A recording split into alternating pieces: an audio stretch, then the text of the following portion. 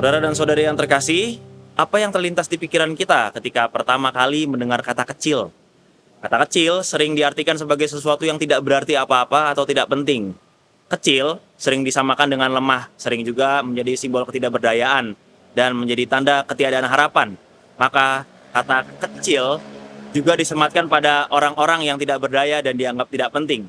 Akan tetapi, kita mungkin juga ingat dengan ungkapan lain yang menggambarkan sesuatu yang berbeda tentang hal kecil. Ungkapan itu berbunyi, misalnya kecil-kecil cabai rawit.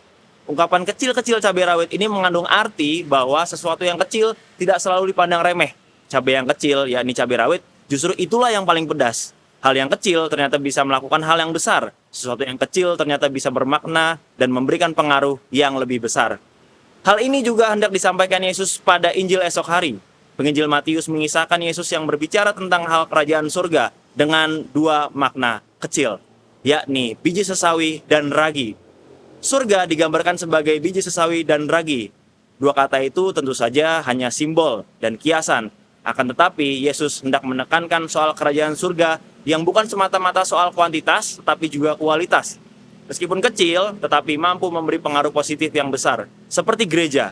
Roh Kudus memampukan gereja untuk senantiasa hadir meskipun dalam situasi yang kecil, tapi peran gereja layaknya biji sesawi yang jika ditanam akan menjadi tempat burung-burung bersarang. Demikian juga ragi yang ketika ditaburkan akan menghamirkan seluruh adonan. Demikian pula gereja dapat berfungsi maksimal dan memberi pengaruh positif bagi lingkungan sekitarnya tanpa mengubah identitas kekristenannya. Gereja saat ini menghadapi tantangan yang semakin kompleks. Namun tidak jarang kita sebagai umat Allah justru memisahkan kehidupan di dalam gereja dan di luar gereja. Di dalam gereja banyak orang yang mungkin terlihat manis, tapi di luar bisa berubah menjadi seperti serigala.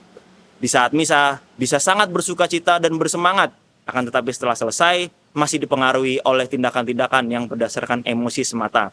Hal-hal itu yang justru menjadi tantangan bagi kita untuk mengintegrasikan hidup iman dan harian kita. Injil esok hari mengingatkan bahwa memang komunitas gereja adalah komunitas yang mungkin kecil. Akan tetapi hal itu justru tidak menutup kemungkinan bagi kita untuk terus-menerus mengusahakan hal yang positif, sehingga keberadaan kita yang meskipun kecil juga menjadi hal-hal konkret yang memberi pengaruh baik di tengah kehidupan masyarakat.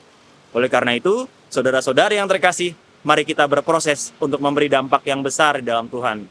Bukan sebuah proses oleh karena ego yang kita paksakan, sehingga menghancurkan diri sendiri, merusakkan dan menghilangkan damai di rumah kita sendiri.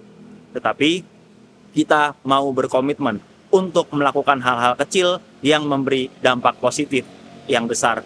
Semoga dengan perubahan-perubahan kecil yang kita lakukan dan upaya-upaya untuk senantiasa membagikan sukacita, kita pun semakin mampu untuk menjadi orang-orang yang memberikan gema kebenaran dan sukacita yang positif, sehingga akan semakin banyak orang yang datang pada Allah, Sang Sumber Berkat itu sendiri. Semoga Tuhan memberkati.